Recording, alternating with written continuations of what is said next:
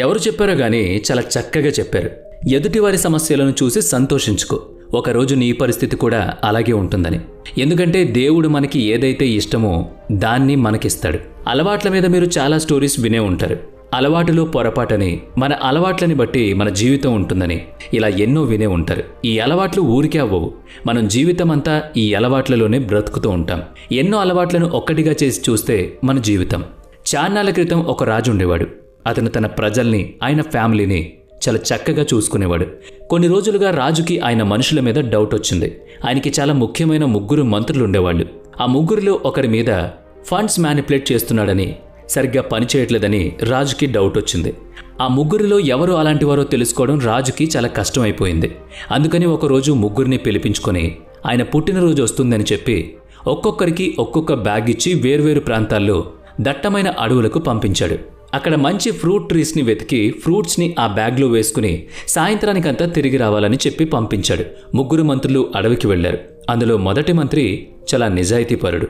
రాజు కోసం చాలా కష్టపడి నిజాయితీగా మంచి మంచి పళ్లను వెతికి అందులో ఫ్రెష్ ఫ్రూట్స్ కోసి బ్యాగ్లో నింపుకున్నాడు.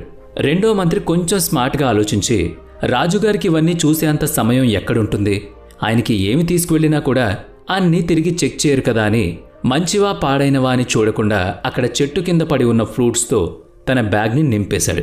ఇక 3వ మంత్రి నిజాయితీ లేని సోమరితనం కలవాడు.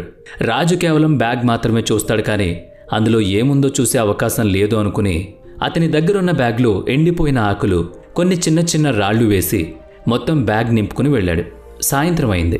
రాజు చెప్పిన ప్రకారం 3 వారి వారి బ్యాగులు రాజు దగ్గరికి తీసుకొచ్చారు. రాజు వాళ్ళు తీసుకొచ్చిన బ్యాగులు ఓపెన్ చేసి చూడకుండానే 3ని ఒక నెల రోజులు వేరువేరు జైల్లో పెట్టించాడు. వారికి నెల రోజుల వరకు ఎటువంటి ఫుడ్ పెట్టకుండా వాళ్ళు తెచ్చిన ఫ్రూట్స్నే వాళ్లకు ఆహారంగా పెట్టమని భటులను ఆదేశించాడు. మొదటి మంత్రి అన్ని మంచి ఫ్రూట్స్ తీసుకొచ్చాడు కాబట్టి అతను వాటినే తింటూ నెల రోజులు గడిపేశాడు. పాడైన ఫ్రూట్స్ తీసుకొచ్చినందున రెండవ మంత్రి వాటిని తినడం వల్ల జబ్బుపడి ఎక్కువ రోజులు జైల్లో ఉండలేకపోయాడు.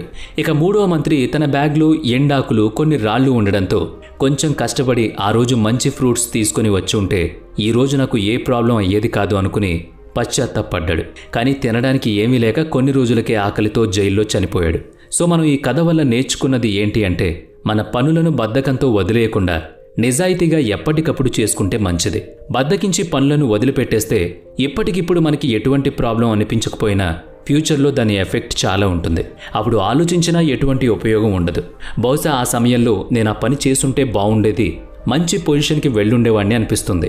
కానీ ఆ రోజు వాళ్ళు కొంచెం బద్ధకంతో ఆ పని చేయలేదు కాబట్టి ఈరోజు ఎక్కడ వేసిన గొంగళి అక్కడే ఉన్నట్టుగా ఉన్నారు. ఎవరైతే కష్టపడి పైకి రావాలనుకుంటున్నారో వాళ్ళు అనుకున్నది సాధించగలుగుతారు. మన పనులని మనము నిజాయితీగా, నిబద్ధతతో చెయ్యాలంతే. ఎంత డబ్బిచ్చినా కొనలేని టైంని ఎప్పుడూ వేస్ట్ చేసుకోవద్దు. టైం కూడా 2 విధాలుగా ఉంటుంది. టైంని నువ్వు ఏ విధంగా గడుపుతున్నావు అన్నది ఒకటైతే, రెండవది టైం గడిచిపోతూ ఉంటుంది. పేదవాళ్లకైనా ధనవంతులకైనా సమానంగా ఉండేది ఒకే ఒకటి, అది టైం. ఎందుకంటే ఏ మనిషికైనా సరే 24 గంటల టైమే ఉంటుంది ఒక రోజులో. మనం ఆ సమయాన్ని ఏ విధంగా ఉపయోగించుకోవాలనే దానిపైనే మనం ఎంత ఎదగాలి అనేది ఆధారపడి ఉంటుంది. సో టైంని గుర్తుపెట్టుకో, చేసే ప్రతి పనిపైన నిబద్ధతతో ఉండు.